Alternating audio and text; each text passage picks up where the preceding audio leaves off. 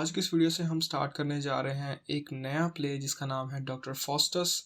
तो कुछ लोग सोच रहे होंगे कि ये नया कैसे है। ये तो मेरे चैनल पे वो वाला प्ले है जिसके ऊपर सबसे ज़्यादा व्यूज़ आए हैं। तो आपको मैं बता दूं, उसी चैनल के अंदर नीचे कमेंट्स के अंदर बहुत सारे मुझे कमेंट्स ऐसे आए कि सर ये तो हमारे टेक्स्ट के साथ मैच ही नहीं करता, ये तो इसमें लाइंस मिसिंग है या कुछ ऐसे वर्ड्स हैं जो कि हमारे टेक्स्ट के अंदर है ही नहीं।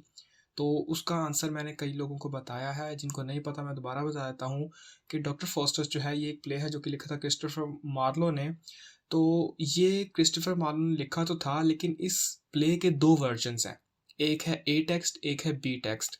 मैंने जो आपको समझाया है वो है ए टेक्स्ट, जो कि एक्ट वाइज है, यानी उसके अंदर 5 एक्ट्स हैं और हर एक्ट के अंदर 3 से 4 सीन्स हैं, इस तरह से है वो। लेकिन इसका दूसरा वर्जन जो है वो है बी टेक्स्ट।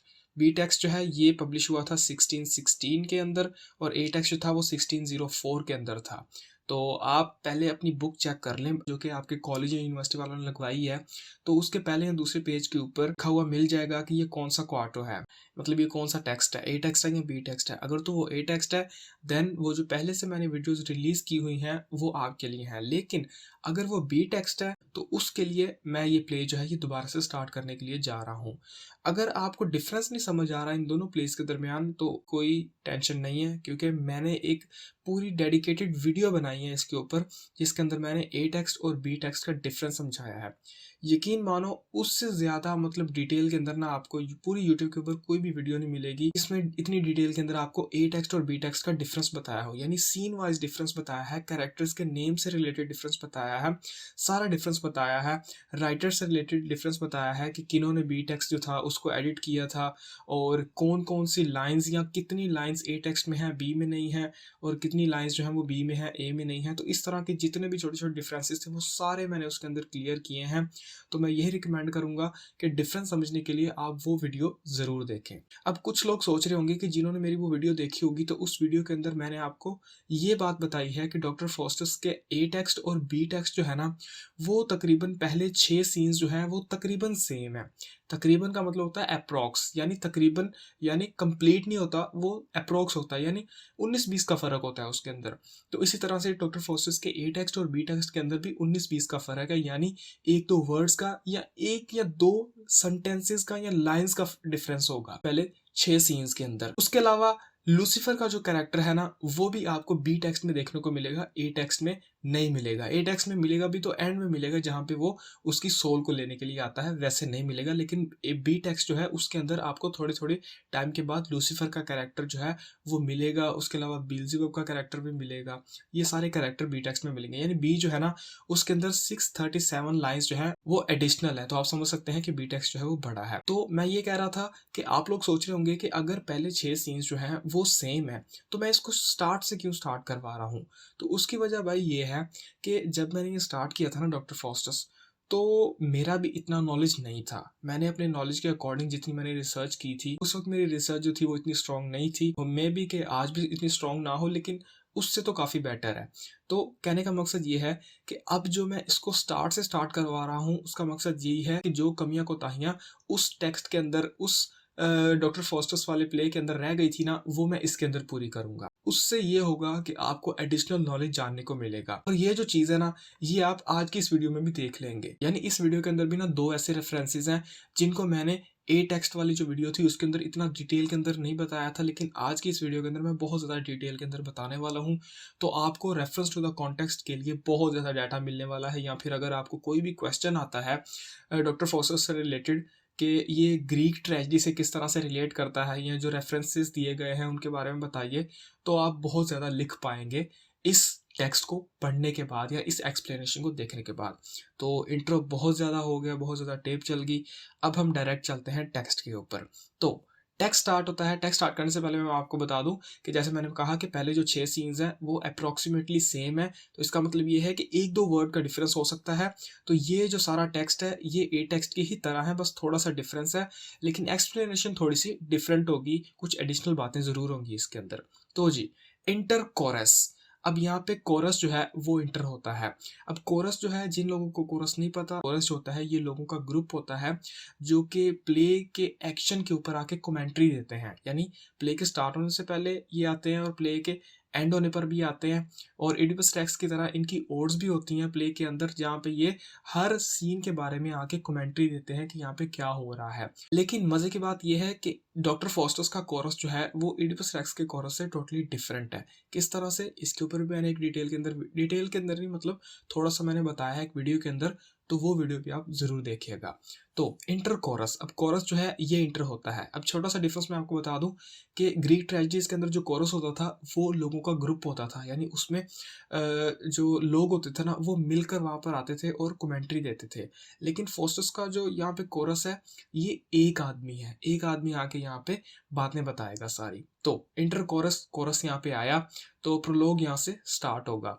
तो कोरस की लाइन है, वो कहता है not marching in the fields of Trasimene where Mars did mate the war like Carthaginians. अब ये बड़ी इंपॉर्टेंट लाइन है, पहली लाइन ही ऐसी है जिसके अंदर यहाँ पे हमें रेफरेंस देखने को मिल रहा है। अब ये रेफरेंस जो है ना ये थोड़ा सा मैं आपको डिटेल के अंदर समझाऊंगा, तो हो सकता है कि ये थोड़ा सा लंबा हो जाए, लेकिन सुकून के साथ सुनना आपके काम की बात है। तो यहाँ पे कोरस जो है ना वो स्टार्ट कर रहा है, पोइट के बारे में बता रहा है। यहाँ पे एंड वाली लाइन में आपको बता दूं कि उससे आप रिलेट कर पाएंगे कि ये ऐसे क्यों स्टार्ट हो रहा है। कि ये लाइन यहाँ पे आती है कि intends our muse to vaunt his heavenly words, यानी ये जो ऊपर सारी बातें बताई जाएंगी ना, इन सारी बातों को लेकर पोएट जो है वो अपना ये प्ले नहीं लिख रहा, ये यहाँ पे वो कहना चाह रहा है इन लाइंस के अंदर। तो वो कौन सी बातें हैं जिनको यहाँ पे पोएट नहीं रिलेट करना चाह रहा, वो हम देखते हैं। तो सबसे पहले पोएट कह रहा है कि ट्रेसमीन जो एक फील्ड था ना, एक जगह जो थी, उस फील्ड के अंदर जो आर्मी मार्च कर रही थी, जो फौज वहां पे मार्च कर रही थी, जिस फौज के साथ जो कार्थाजिन्स थे, अब कार्थाजिन्स मतलब वहां पे दो पार्टीज लड़ रही थी ना, तो उनमें से एक कार्थाजिन्स थे और एक रोमन्स थे। तो कार्थाजिन्स जो थे उनके साथ जो मार्स जो देवता था, रोमन्स का जो मतलब जंग का देवता था, उसने किस तरह से मिलकर कार्थाजिन्स के साथ मतलब उनको जीत दिलाई थी, विक्ट्री दिलाई थी। तो कहता है यहाँ पे कोरस कहना चाह रहा है कि हमारा ये जो पोइट है ना वो उस जंग के बारे में, उस विक्ट्री के बारे में नहीं बताना चाह रहा, या उसके बारे में यहाँ पे इस प्ले के अंदर नहीं लिखना चाह रहा। ट्रेसमीन जो है ये एक जगह का नाम है इटली के अंदर। ट्रेसमीन जो है ये एक लेक है, लेक ऑफ ट्रेसमीन के नाम से एक जगह जो है ये बहुत ज्यादा फेमस है। उस लेक के पास एक जंग हुई थी, बैटल हुई थी, उसको कहते हैं बैटल ऑफ लेक ट्रेसमीन। अब ये बैटल किन के दरमियान हुई थी, मैंने आपको बताया ये बैटल हुई थी कार्थाजिन्स के दरमियान और रोमन्स के दरमियान। अब कार्थाजिन्स कौन थे, कार्थाजिन जो थे ना वो नॉर्थ अफ्रीका के अंदर ना एक सेमेटिक सिविलाइजेशन थी, और उस सिविलाइजेशन का ना एक शहर था जिसका नाम था कार्थेज। वहां के रहने वाले जो लोग थे उनको कहते थे कार्थाजिन्स। और वो जो शहर था वो बाद में एक सिटी स्टेट बन गया, और उसके बाद एक पूरा एम्पायर बन गया, यानी पहले थोड़े से लोग थे, फिर मिलके एक सिटी बना, उसके बाद पूरा एक एम्पायर बन गया। और ये फाउंड किसने किया था, ये फाउंड किया था 9th सेंचुरी बीसी के अंदर फिनिशियंस ने। फिनिशियंस भी लोग थे जो कि इनके फाउंडर्स थे, कार्थेज शहर के या कार्थाजेंस के फाउंडर्स थे। और ये जो कार्थेज शहर था ना ये 4th बीसी के अंदर ना बहुत ही ज़्यादा एक पॉपुलर शहर बन गया, यानी बहुत ही ज़्यादा आबादी वाला शहर बन गया, जहाँ पर बहुत सारे लोग इकट्ठा हो गए। और इस सिटी को ना रूल किया था प्यूनिक लोगों ने। और ये प्यूनिक लोग जो थे ये वेस्टर्न साइड पर और मेडिटेरेनियन सी जो था ना वहाँ पर इनका सारा मतलब रोब दबदबा था, यानी वहाँ पर ये डोमिनेट करते थे।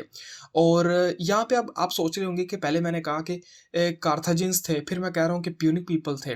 तो आपको मैं ना थोड़ा सा डिफरेंस बता देता हूँ कि हम ना जब लिटरेचर को पढ़ते हैं, हिस्ट्री को पढ़ते हैं लिटरेचर की, या इंग्लिश लिटरेचर की हिस्ट्री को पढ़ते हैं, तो हमें दो टाइप की ना नेशंस देखने को मिलती हैं। एक थी ग्रीक, एक थी रोमन, यानी ग्रीक माइथोलॉजी और रोमन माइथोलॉजी। तो दोनों के अंदर ना काफ़ी चीज़ें जो है वो सिमिलर मिलती हैं, लेकिन उनका जो नाम है ना उसमें हमें डिफरेंस जो है वो देखने को मिलता है। वो कैसे, जैसा कि मैंने आपको बताया कि कार्थाजिन्स जो है ना ये रोमन्स लोग थे जो कि वहाँ के, यानी कार्थेज जो जगह थी वहाँ के रहने वाले लोगों को कार्थाजिन्स कहते थे। लेकिन अगर ग्रीक के अकॉर्डिंग देखा जाए तो ग्रीक जो थे ना ये यहाँ के रहने वाले लोगों को प्यूनिक पीपल कहते थे। और इन्हीं लोगों के नाम के ऊपर ना जो 3 वार्स हुई थी, 3 प्यूनिक वार्स हुई थी, वो बहुत ज़्यादा फेमस है, उनके बारे में आपको बताता हूँ। उनका नाम भी जो है वो भी इन लोगों के नाम पर रखा गया है। और उसके अलावा यहाँ पे आपने देखा कि मार्स, अब यहाँ पे मार्स की जगह ना एरिस भी लिखा जा सकता था, क्योंकि मार्स जो है ये रोमन्स लोगों के लिए ना जंग का देवता है।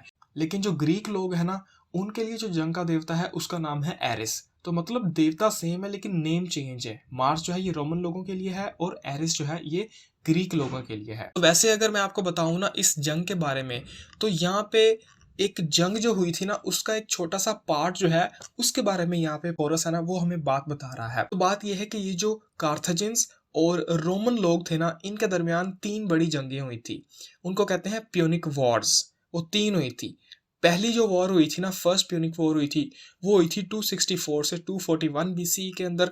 दूसरी जो हुई थी वो हुई थी 218 से 201 बीसी के अंदर। तीसरी जो हुई थी वो हुई थी 149 से 146 बीसीई के अंदर। और ये जो हमें यहाँ पे लेक ऑफ ट्रेस्मीन के पास वाली बैटल का जो यहाँ पे रेफरेंस दिया गया है, ये आती है सेकेंड प्यूनिक वॉर के अंदर, यानी 218 से 201 बीसी के अंदर। और इस बैटल की जो डेट है ना वो है 21 जून 217 बीसी। इस डेट को ये जो बैटल ऑफ ट्रेस्मीन थी ये लड़ी गई थी। अब यहाँ पे ना मजे का जो ट्विस्ट है वो मैं आपको बताता हूँ। अब ये जो बैटल ऑफ ट्रेस्मीन थी ना, ये तो जीती थी कार्थाजिन्स ने, लेकिन जो ओवरऑल जो वॉर थी ना, प्यूनिक वॉर जो थी, वो जब एंड हुई थी तो उसमें विक्ट्री हुई थी रोमन्स को। यानी रोमन्स जो थे उन्होंने कार्थाजिन्स को हरा दिया था और उनका जो शहर था ना कार्थेज, उसको भी तहस नहस कर दिया था। और उसके बाद उन्होंने दोबारा उस शहर को बनाया था रोमन्स ने खुद से, बहुत ज़्यादा लेविश वे के अंदर। अब ये जो बैटल हुई थी ना, ये मैंने आपको बताया कार्थाजिन्स और रोमन्स के दरमियान हुई थी। और उस टाइम जो कार्थाजिन्स थे ना, उनका जो लीडर था उसका नाम था हैनिबल, और जो रोमन्स थे उनका जो लीडर था उसका नाम था ग्यास फ्लेमिनस। और ये जो ग्यास फ्लेमिनस था ना, इसकी डेथ हो गई थी, यानी इसका मर्डर हो गया था इस बैटल के अंदर। और इस बैटल को ना एम्बिश्ड बैटल भी कहते हैं। एम्बिश्ड क्या मतलब होता है? एम्बिश्ड कहते हैं घात लगाकर मारना किसी को, यानी छुपकर पहले इंतजार करना, जब अगला बंदा आ जाए तो उसको मार देना। तो ये बैटल जो थी ना, ये भी बिल्कुल इसी तरह से थी। इसका थोड़ा सा मैं आपको आइडिया देता हूँ। ये इस तरह से थी कि एक साइड पे थी लेक ऑफ ट्रेस्मीन, उसके सामने चल रही थी रोमन आर्मी, और उसके आगे जो थे ना वो कार्थाजिन छुपे हुए थे। यानी रोमन आर्मी जो थी ना उसको चारों तरफ से घेरा हुआ था किन्होंने? कार्थाजिन्स ने। तो जैसे ही वो एक साइड पे आए ना, कि उनके एक साइड पे सिर्फ लेक ऑफ ट्रेस्मीन थी, बाकी तीनों तरफ से उनको कार्थाजिन्स ने घेर लिया था। तो वहां पर जाकर रोमन जो थे उनको बहुत बुरी मतलब हार मिली थी। यानी आप इस तरह से देख लें कि कार्थाजिन्स जो थे उनकी आर्मी के अंदर 50,000 लोग थे, यानी सोल्जर्स थे। और जो रोमन्स थे उनकी आर्मी के अंदर 25,000 सोल्जर्स थे। तो रोमन्स की जो आर्मी थी उनके तकरीबन सारे लोग जो थे वो मारे गए।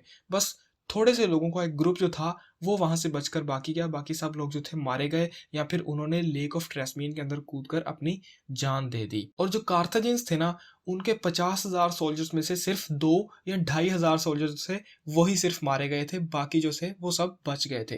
तो आप यहाँ पे सोच सकते हैं कि ये कितनी बड़ी विक्ट्री थी कार्थाजिन्स के लिए। तो ये इन दो लाइन जो थी ना, इनके अंदर जो हमें हिस्ट्री से रिलेटेड रेफरेंस मिलता था वो मैंने आपको बता दिया। तो आगे कोरस कहता है, not sporting in the dalliance of love. ना ही पोइट जो है ना वो यहाँ पे खेलना चाहता है या लिखना चाहता है किसके बारे में? इन द डेलियंस। डेलियंस कहते हैं सेक्सुअल रिलेशनशिप को, या जो कपल्स के दरमियान जो रोमांस होता है उसको। ऑफ लव यानी लव का जो रोमांस होता है ना कपल्स के दरमियान, पोइट जो है वो उसको भी नहीं लिखना चाहता। और वो ऐसा वैसा रोमांस भी नहीं। इन कोर्ट्स ऑफ किंग्स, यानी किंग्स के कोर्ट्स के दरमियान, where state is overturned, जहाँ पर जो रियासतें होती थी ना वो प्यार की वजह से उलट दी जाती थी। यानी किंग्स के अफेयर्स चलते थे जिनकी वजह से उनकी बादशाह जो होती थी वो छिन जाती थी। ये यहाँ पे कोरस जो है वो कह रहा है। अच्छा, nor in the pomp. Pomp यानी दिखावा, यानी किसी चीज़ को बढ़ा चढ़ा कर दिखाना। ऑफ प्राउड, प्राउड यानी फख्र वाली, जिसमें आपको बहुत ज़्यादा अपने आप पर या किसी चीज़ के ऊपर फख्र होता है। ओडिशियस, ओडिशियस यानी निडर यानी ब्रेव। डीड्स यानी काम। अच्छा, अब यहाँ पे ना कोरस ने तीन चीजें हमें बता दी, यानी रीजन बता रहा है कि ये प्ले लिखने का रीजन जो है वो क्या है। तो इन इन सब लाइंस के अंदर ना कोरस ने बता दिया कि ये तीन चीजें जो है ना, ये तो पोइट का इस प्ले को लिखने के बारे में रीजन बिल्कुल भी नहीं है। क्या? कि ना तो पोइट जो है वो कार्थाजिन्स और रोमन्स के दरमियान जो लड़ाई हुई थी ना लेक ऑफ ट्रेस्मीन की जगह पर, जिसको बैटल ऑफ लेक ट्रेस्मीन भी कहा जाता है, जहां पर मार्स देवता ने कार्थाजिन्स की मदद की थी और कार्थाजिन्स जो थे वो जीत गए थे, यानी वारलाइक यानी जंगजू कार्थाजिन्स जो थे वो जीत गए थे। तो उस बैटल के बारे में भी पोइट यहाँ पे नहीं लिखना चाह रहा। और पोइट जो है वो बादशाहों के दरबारों के अंदर जो उनके रिलेशंस होते थे, जो प्यार मोहब्बत वाली बातें होती थी, जो अफेयर्स होते थे, उनके बारे में भी ये प्ले जो है वो नहीं लिखना चाह रहा। और ये वो वाले अफेयर्स होते थे जिनकी वजह से उनकी जो बादशाहत होती थी ना वो उलट जाती थी। और ना ही पोएट जो है ना वो किसी ऐसे काम के बारे में जो कि बहुत ज़्यादा फ़ख्र वाला हो, जो कि मतलब बहुत बहादुरी से किया गया हो, उस काम का दिखावा जो है वो भी यहाँ पर पोएट इस प्ले में नहीं करने वाला। इंटेंट्स आर म्यूज़, यानी ये सारे काम जो है ना ये हमारी म्यूज़ यानी पोएट को इंटेंट्स यानी उसका इरादा नहीं है टू वांट। वांट का मतलब है दिखाना यानी शो ऑफ करना। हिज हेवनली वर्ड्स कहते हैं ऐसी वर्ड्स यानी ऐसी पोइट्री या ऐसी लाइन्स या ऐसा वर्क जो कि किसी भी चीज़ से इंस्पायर्ड होता है। तो यहाँ पे हेवनली वर्ड्स का मतलब यही प्ले है जो कि इंस्पिरेशन तो है लेकिन इन सब में से किसी भी चीज़ की इंस्पिरेशन नहीं है, बल्कि ओनली दिस, बल्कि पोएट का ये प्ले लिखने का मकसद क्या है, वो है जेंटलनेस। जेंटलनेस जो है ये जेंटलमैन के लिए ही यूज़ किया गया है कि सिर्फ एक जेंटलमैन के बारे में ना पोएट जो है वो इस प्ले के अंदर बात करेगा। वी मस्ट नाउ परफॉर्म, यानी सिर्फ जो एक जेंटलमैन है ना उसके बारे में पोएट जो है वो यहाँ पे बात करेगा, या फिर हम लोग जो हैं वो यहाँ पर इस प्ले को यहाँ पे स्टेज के ऊपर परफॉर्म करने वाले हैं। अब यहाँ पे मैंने आपको स्टार्ट के अंदर बताया कि यहाँ पे कोरस जो है वो एक आदमी है, लेकिन यहाँ पे वी का जो वर्ड आया है इससे ये भी हमें आइडिया हो सकता है कि मे बी कोरस जो है वो एक से ज़्यादा लोग हों, क्योंकि यहाँ पे वी का वर्ड यूज़ हुआ है। लेकिन ये भी हो सकता है कि वी का वर्ड जो है यहाँ पे वो एक्टर्स के लिए यूज़ हुआ हो, ना कि कोरस के लिए। तो फिर वो कहता है the form of fosters Fortune, यानी हम लोग जो है ना वो यहाँ पे जो चीज़ परफॉर्म करने वाले हैं, जो प्ले या जो ड्रामा यहाँ पे दिखाने वाले हैं वो क्या है, वो फॉस्टर्स की फॉर्च्यून्स यानी उसकी किस्मत के बारे में है। गुड और बैड, वो अच्छी थी या बुरी थी, ये आपको प्ले देख के पता चल जाएगा। And now to patient judgements we appeal, यानी वो अच्छी थी या बुरी थी, इसका फैसला जो है ना ये हम यही चाहेंगे कि आप पहले इस प्ले को देखें और उसके बाद सब्र के साथ ना जो फैसला है वो आप करें, यही हम चाहेंगे आपसे। ये प्ले जो है या फॉस्टर्स की लाइफ जो थी, उसकी किस्मत जो थी वो अच्छी थी या बुरी थी, यानी उसके साथ ट्रेजेडी हुई या हैप्पी एंडिंग हुई उसकी लाइफ की, ये जो फैसला है ना ये हम यही चाहेंगे कि आप थोड़े से सब्र के साथ करें। And speak for fosters in his infancy, और अब हम यहाँ पे ना फॉस्टर्स की इन्फेंसी यानी उसके बचपन के बारे में बात करेंगे। नाउ इज ही बॉर्न, यानी अब फॉस्टर जो है वो पैदा हुआ है। Of parents base of stock, उसके जो पेरेंट्स हैं ना वालदेन हैं, बेस यानी उनकी बुनियाद है, ऑफ स्टॉक।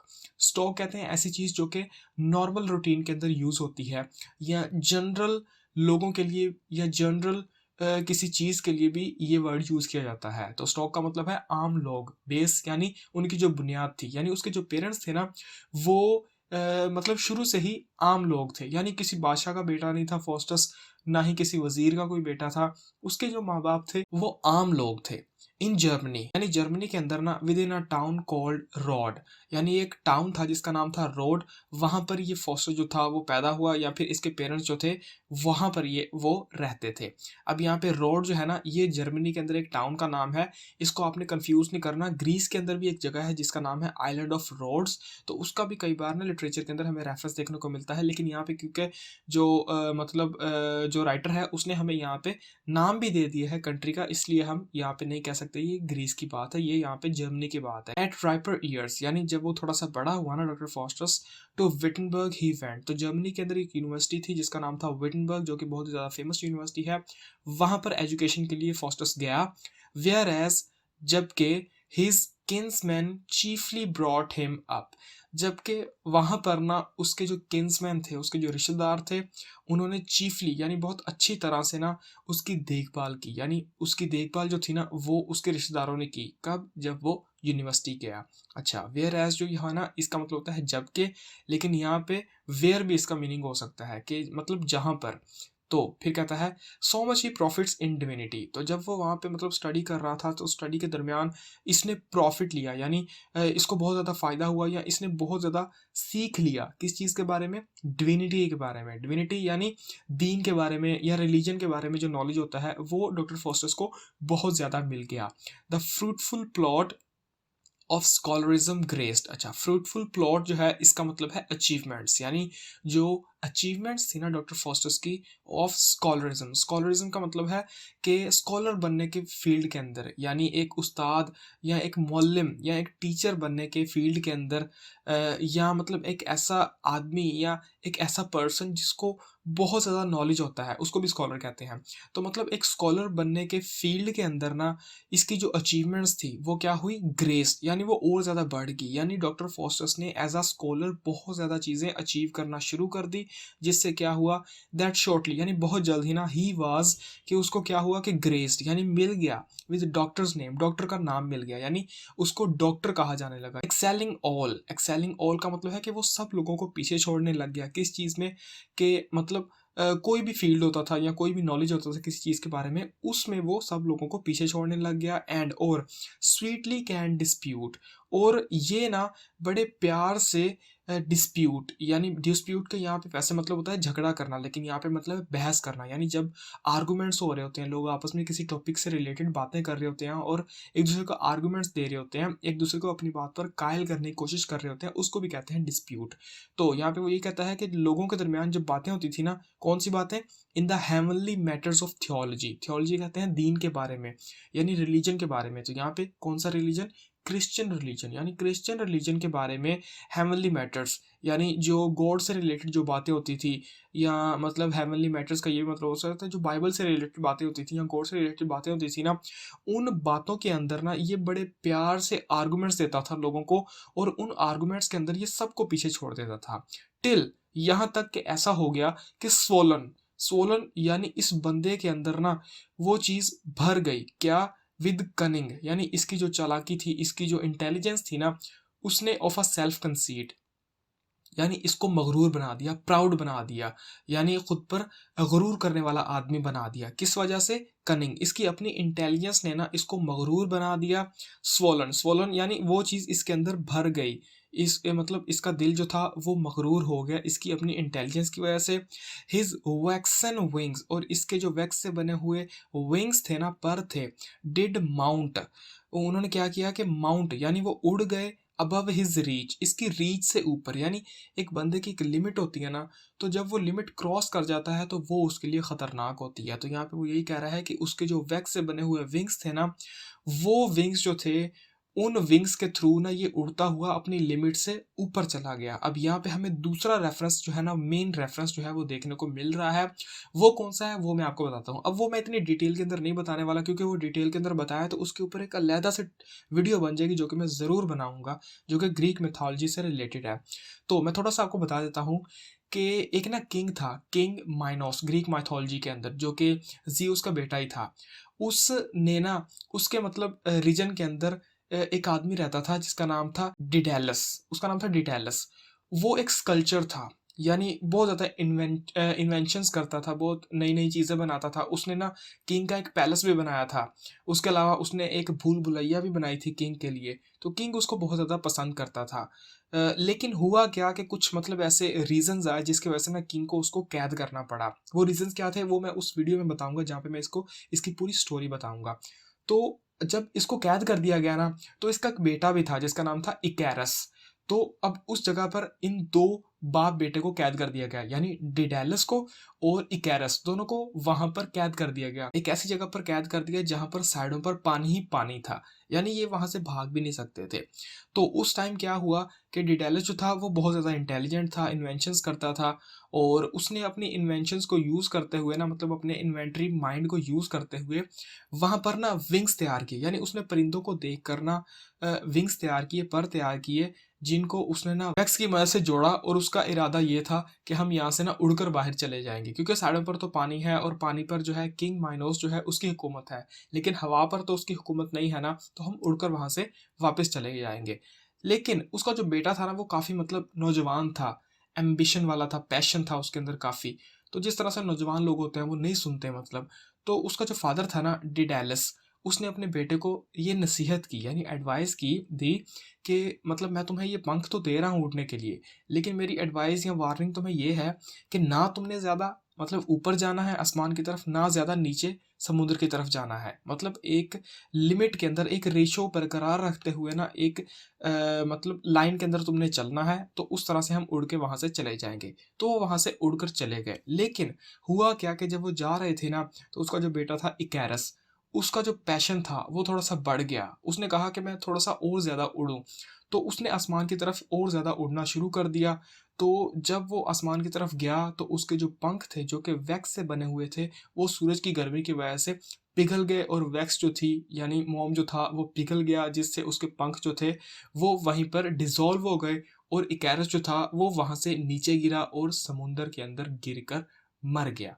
तो ये स्टोरी थी उस इकैरस की, जिसके साथ यहाँ पे रिलेट किया जा रहा है डॉक्टर फॉस्टर्स को, कि जिस तरह से इकैरस जो था वो अपने पैशन पर काबू ना पा सका और अपनी लिमिट से बढ़कर ऊपर चला गया, उसी तरह से यहाँ पे डॉक्टर फॉस्टर्स जो है वो भी अपनी रीच से बाहर चला गया एंड मेल्टिंग, और उसके पंख जो थे, वैक्स के बने हुए पंख जो थे, वो भी मेल्ट हो गए। हेवंस कंस्पायर्ड हिज ओवरथ्रो, और हेवंस ने यानी आसमान ने या खुदाओं ने या देवताओं ने क्या किया कि कंस्पायर्ड यानी साजिश की या कोशिश की, किस चीज़ की, कि उसको नीचे गिराने की, क्योंकि वो अपनी रीत से आगे बढ़ गया था।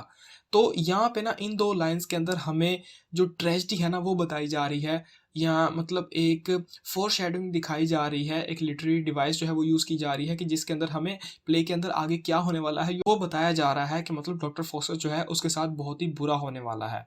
तो फार, क्योंकि falling to a devilish exercise, यानी आसमान ने या देवताओं ने उसको नीचे क्यों गिराया, क्योंकि वो एक शैतानी एक्सरसाइज यानी एक शैतानी काम के अंदर पड़ गया था। एंड और ग्लटेड नाउ, और उसका दिल जो था वो भर गया था। ग्लटेड कहते हैं जब आपका खाना खा के दिल भर जाता है या पेट भर जाता है, उसको कहते हैं ग्लटेड। और अब डॉक्टर डॉक्टर फॉस्टर जो था उसका भी दिल भर गया था, किस चीज़ से, विद लर्निंग्स गोल्डन गिफ्ट्स, यानी गोल्डन गिफ्ट्स यानी दीन का जो इल्म था वो सीखने से उसका दिल दिल भर गया था, या बाइबल से रिलेटेड जो इल्म था या गॉड से रिलेटेड जो नॉलेज था वो सीखने से उसका दिल जो था वो भर गया था। ही सरफीड्स, यानी वो अपना जो गुजारा था ना वो कर रहा था अपॉन कर्स्ड, यानी कर्स्ड नेक्रोमेंसी, नेक्रोमेंसी यानी काला जादू या स्पिरिट्स को यानी रूहों को बुलाने वाला जादू। यानी उसका दिल जो था वो खुदा के नॉलेज से भर गया था, और अब वो शैतान के नॉलेज यानी काला जादू के ऊपर अपना गुजारा कर रहा था। सरफीड्स का मतलब होता है जिससे आपका गुजारा हो जाए, तो वो अपना गुजारा कर रहा था अब काला जादू के ऊपर। काला जादू ऐसी चीज़ जो कि कर्स्ड है, यानी जिसको कोई भी पसंद नहीं करता। गॉड्स जो है उन्होंने भी इस चीज़ को फॉरबिड किया हुआ है कि इसको नहीं करना। तो nothing so sweet as magic is to him, अब डॉक्टर फॉस्टर्स जो है उसको मैजिक यानी काला जादू के अलावा कोई भी चीज़ जो है वो अच्छी नहीं लगती, विच जो कि ही प्रेफर्स यानी वो प्रेफर करता है, यानी उस चीज़ को ज़्यादा ज़रूरी समझता है, किससे, बिफोर हिज चीफेस्ट ब्लिस, यानी काला जादू को ना वो अपनी सबसे बड़ी नेमत से भी ज़्यादा ज़रूरी समझता है। अब यहाँ पे चीफेस्ट ब्लिस का क्या मतलब है, अगर हम क्रिश्चियन रिलीजन के मुताबिक देखें तो यहाँ पे चीफेस्ट ब्लिस का मतलब है सैल्वेशन यानी निजात, यानी जब बंदा मरने के बाद जाएगा तो एंड में मतलब उसकी निजात हो जाएगी, उसके गुनाह माफ़ कर दिए जाएंगे और वो हेवन में चला जाएगा, तो वो कहते हैं सैल्वेशन। तो लेकिन अगर बंदा जो है वो गुनाह करेगा तो ऑब्वियसली बात है उसकी सैल्वेशन नहीं होगी। तो एक बंदा जो है उसकी सबसे बड़ी नेमत जो होती है सैल्वेशन, यहाँ पे डॉक्टर फॉस्टर जो है वो उसको भी दाव पर लगा रहा है, और काले जादू को ना वो ज़्यादा प्रेफर कर रहा है इस चीफेस्ट ब्लिस यानी अपने सबसे बड़ी नेमत यानी सैल्वेशन से भी ज़्यादा प्रेफर कर रहा है काले जादू को। अच्छा, and this the man that in his study seats, और अब जो डॉक्टर फॉस्टर्स है वो यहाँ पे हमें मतलब अपने रूम के अंदर स्टडी करता हुआ दिखाया गया है, यानी यहाँ पे एंड पे जो कोरस है उसने हमें आगे डायरेक्शंस दे दी कि आगे अब जो आप देखेंगे ना वहाँ पर आप देखेंगे कि डॉक्टर फॉस्टर जो है वो अपने कमरे में स्टडी कर रहा है, और एग्जिट ये कहकर कोरस वहाँ से चला गया। अब यहाँ पे ना थोड़ा सा बस मैं आपको एनालिसिस बताता हूँ। तो ये जो पहला था इसका मैंने आपको बता दिया, लेकिन ये जो दो है ना बाकी वाले दो काम, इसका हो सकता है कि ये जो है ना क्रिस्टोफर मार्लो ने अपने ही दो प्लेस का रेफरेंस दिया हो, क्योंकि अगर आप देखें ना एडवर्ड टू को, उसकी जो स्टोरी है वो भी बिल्कुल इसी तरह से है कि उसकी वाइफ जो होती है उसकी वाइफ के अफेयर की वजह से उसकी डेथ हो जाती है एडवर्ड टू की। तो वो जो है वो इस कैटेगरी के अंदर आता है कि किंग्स के कोर्ट्स के अंदर जो लव अफेयर था उसकी वजह से उनकी जो बादशाहत थी वो चली गई। तो मे बी यहाँ पे क्रिस्टोफर मार्लो जो है वो अपने प्ले एडवर्ड 2 का रेफरेंस दे रहा हो। और अगर यहाँ पे बात की जाए इस चीज़ की ऑडेशियस डीड्स की, तो यहाँ पे हम कह सकते हैं कि क्रिस्टोफर मार्लो जो है वो अपने प्ले टेम्बरलेन का रेफरेंस दे रहा होगा। टेम्बरलेन जो है उसकी भी स्टोरी इसी तरह से है कि एक आम आदमी या फिर एक ऐसा आदमी जो कि बादशाह नहीं था, वो मतलब उसने थोड़ी-सी हिम्मत दिखाई और वो बादशाह बन गया। कोरस जो है ना, वो इस चीज़ के ऊपर एम्फसाइज़ कर रहा है कि ये प्ले जो है ये बादशाहों की कहानी या उनके लव अफेयर के बारे में नहीं है, बल्कि ये एक आम से आदमी की कहानी है। एक आम सा आदमी जिसकी लाइफ़ जो है उसके अंदर ट्रेजेडी हुई। यानी आपको पता होगा कि रेनेसेंस के टाइम के अंदर ना जो प्लेज़ लिखे जाते थे, उनके अंदर ज़्यादातर या रेनेसेंस से पहले जो प्लेज़ होते थे, उनके अंदर क्या होता था कि बादशाहों की कहानी वगैरह जो होती थी, वो दिखाई जाती थी कि उनके साथ किस तरह से ट्रेजेडी हुई। लेकिन यहाँ पे क्रिस्टोफर मार्लो जो है वो यहाँ पे एक नई चीज़ सेट कर रहा है, जिसके अंदर वो एक आम आदमी की कहानी बताकर ये बताना चाह रहा है कि ज़रूरी नहीं कि बादशाह जो यानी किंग और वॉरियर जो होते हैं, उन्हीं की जो स्टोरी होती है वो इम्पोर्टेंट होती है, बल्कि आम आदमी जो होता है उसकी भी स्टोरी इम्पोर्टेंट होती है और वो भी बताने के काबिल होती है, इसलिए यहाँ पे उसकी स्टोरी बताई जा रही है। और उसके अलावा रेनेसेंस का टाइम जो था उसके अंदर ये प्ले जो है ये लिखा गया। तो मैं आपको बताता हूँ कि मिडवल एरा जो टाइम था ना, वो रेनेसेंस से पहले वाला टाइम था, यानी चौसर का जो टाइम था उस टाइम को कहते हैं मिडवल एरा। और उस टाइम के अंदर जो प्लेज या वर्क्स लिखे जाते थे, लिटरेचर प्रोड्यूस किया जाता था, उसका फोकस होता था गॉड और थियोलॉजी के ऊपर। लेकिन रेनेसांस का जब पीरियड आया तो उसके साथ क्लासिकल लर्निंग जो थी उसको बूस्ट मिला, यानी क्लासिकल प्लेस जो थे उनको पढ़ना, उनको मतलब उनसे इंस्पायर होके अपने प्लेस प्रोड्यूस करना जो था वो मतलब उसका ट्रेंड जो है वो सेट हुआ। रेनेसांस के टाइम्स के अंदर ना जो फोकस था वो ह्यूमन काइंड और नेचुरल वर्ल्ड पर आ गया, और उससे क्या हुआ कि उससे मॉडर्न साइंस जो थी वो इवॉल्व होकर आई, जिससे आपको गैलीलियो जैसे और इज़ैक न्यूटन जैसे लोग जो थे वो देखने को मिले।